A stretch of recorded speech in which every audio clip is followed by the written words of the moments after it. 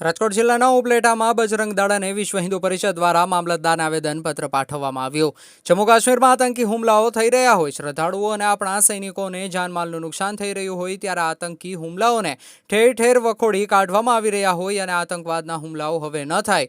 ગોળી મારો આતંકવાદી કો ગોળી મારો, ખતમ કરો આતંકવાદી કો ખતમ કરો, વંદે માતરમ, ભારત માતા કી જય વગેરે જેવા સૂત્રોચ્ચાર પણ કર્યા હતા। આતંકવાદીઓને કડકમાં કડક સજા આપવામાં આવે તેવા માંગ સાથે આજ રોજ બજરંગ દળ અને વિશ્વ હિન્દુ પરિષદ તથા હિન્દુ સંગઠનો મોટી સંખ્યામાં એકત્ર થઈને ઉપલેટા મામલતદારને આવેદનપત્ર પાઠવ્યું। રિપોર્ટર જગમાલ સુવા, ઉપલેટા। શૈલેષ બારૈયા, ઉપલેટા વિશ્વ હિન્દુ પરિષદ બજરંગ દળ પ્રખંડ।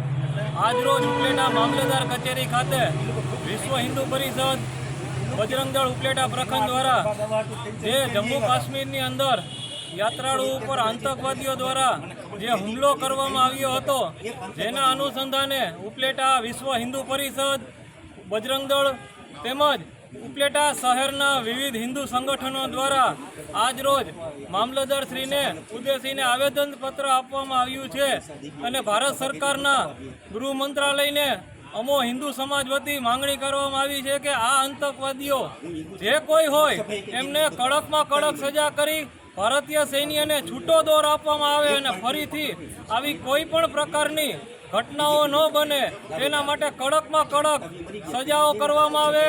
જરૂરિયાત પડે તો સ્પેશિયલ એના માટે ફોર્સની રચના કરી આવા જે કોઈ ત્રાસવાદીઓ સંગઠનો છે એમનો સફાયો કરવામાં આવે। રમેશભાઈ રામચંદાણી, વિશ્વ હિન્દુ પરિષદ ઉપલેટા। રમેશભાઈ, આજે જે આવેદનપત્ર આપ્યું શા માટે ને કઈ બાબત?